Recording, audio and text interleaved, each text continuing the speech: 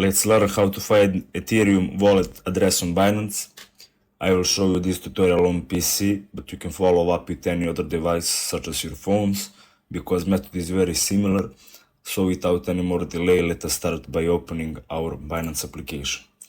First you will have to go to wallet. You can go here or you can just go all wallet, and now you'll have to click on fiat and spot. That's second in a row here.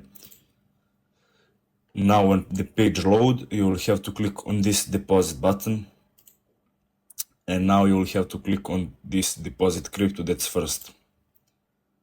New vault tab will open. Now you will have to select the coin. Our coin today is Ethereum, so you can click here, or you can just type in Ethereum,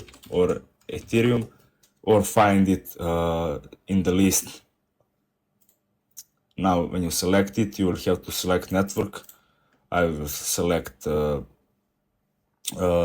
Ethereum network, and now you will get the Ethereum address. You can take photo of this, you can save this, you can copy this, you can send this to someone, you can add new address, you can do whatever you want.